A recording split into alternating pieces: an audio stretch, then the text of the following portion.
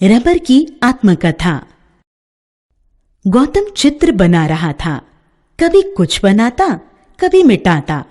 तभी उसे एक आवाज सुनाई पड़ी। धीरे धीरे करो, क्यों अपनी ड्राइंग की कॉपी को फाड़ रहे हो?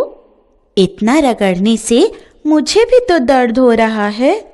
गौतम ने आंख ऊपर उठाकर कमरे में इधर उधर देखा।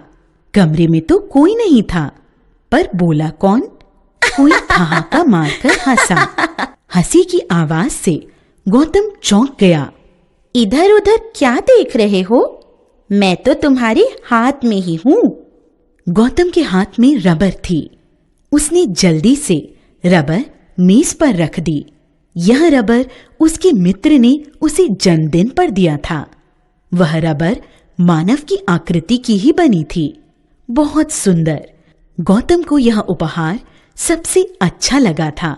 अब देखा कि उसका यह दोस्त तो बोलता भी है। गौतम बोला, अरे दोस्त, तुम?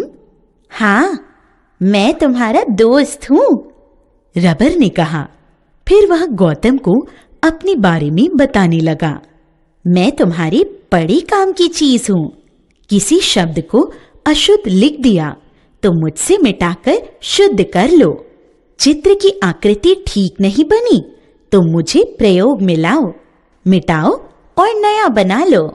और हाँ, मुझसे बनी गेंद से खेलकर तुम कितने प्रसन्न होते हो। तुम्हारी बहन की गुड़िया, बतख तथा और कई खिलौने भी मुझसे बने होते हैं। मुझसे बनी गेंद से ही बच्चे क्रिकेट खेलते हैं।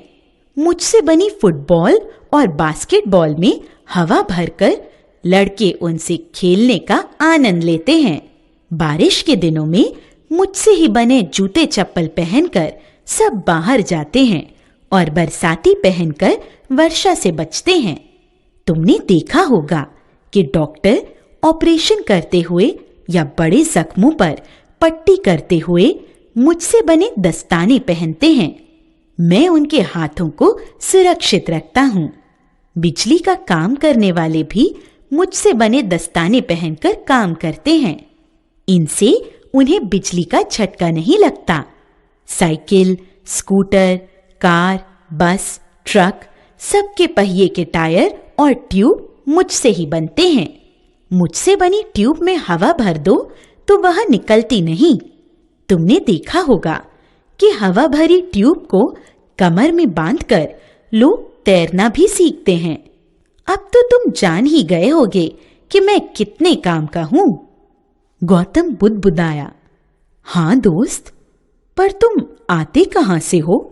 रबर ने आगे बताया, वास्तव में मैं एक पेड़ के रस से बनता हूं। यह रस दूध की तरह होता है। पेड़ के तने में पहले छोटे छोटे छेद कर दिए जाते हैं। छेदों के नीचे छोटी छोटी बाल्टियां लटका दी जाती हैं। छेदों में से जो दूध जैसा पदार्थ निकलता है उसे इन्हीं बाल्टियों में इकट्ठा कर लिया जाता है। एक पेड़ से लगभग 3 लीटर दूध निकलता है। इस दूध को पानी में डालकर उबाला जाता है। इसके बाद इसे मशीनों से सुखाया जाता है। फिर कारखाने में मुझे चादरों के रूप में बदल दिया जाता है। इन्हीं चादरों से मेरे सामान यानी रबर के सामान बनाए जाते हैं। गौतम ने रबर को हाथ में उठा लिया, उसे इधर उधर घुमाया, कुछ सोचते हुए मुस्कुराया। फिर बोला, रबर महाराज, आप मिलते कहाँ हैं? आपने अपना पता तो बताया ही नहीं। रबर ने ठहाका लगाया।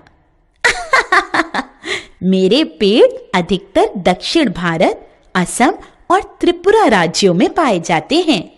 वहां घूमने जाओ तो मुझसे मिलने जरूर आना।